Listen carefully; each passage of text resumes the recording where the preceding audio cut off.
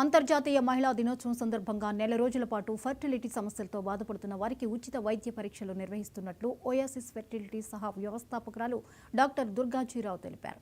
జూబ్లీహిల్స్ ఆసుపత్రిలో ఏర్పాటు చేసిన విలేకరుల సమావేశంలో ఆమె మాట్లాడారు.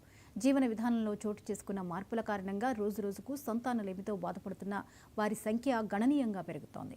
గతంలో కేవలం మహిళల్లోనే సంతానలేమి సమస్యలు కనిపించేవి. ప్రస్తుతం పురుషుల్లో కూడా కనిపిస్తున్నాయని దుర్గాజీరావు చెప్పారు.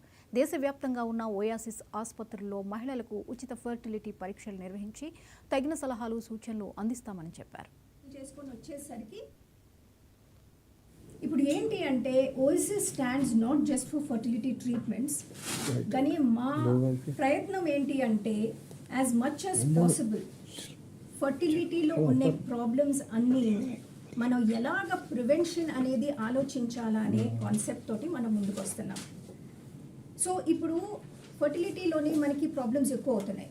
జనాలకి ఫర్టిలిటీ అనేది ఎక్కువ అవుతుంది. ఎందుకు ఎక్కువ అవుతుంది?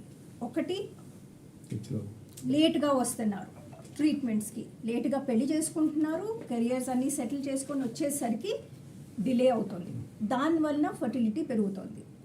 రెండు మోస్ట్ ఇంపార్టెంట్ ఏంటి అంటే అందరికీ రీప్రొడక్షన్లోనే ఉండే ఆల్ ఆస్పెక్ట్స్ అనేది దానికి అవేర్నెస్ లేదు.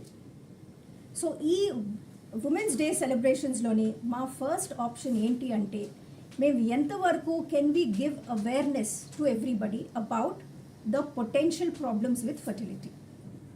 దీనికి ఎలాగా మనం ముందుకెళ్ళాలి? ఇప్పుడు మనకి పొటెన్షియల్గాను మీకు ఫర్టిలిటీ ఎలాగుంది అని చెప్పడానికి వాళ్ళకి ఇన్ఫర్మేషన్ కావాలి కదా. ఆ ఇన్ఫర్మేషన్ ఇవ్వడానికే వీఆర్ స్టార్టింగ్ దిస్ ప్రోగ్రామ్.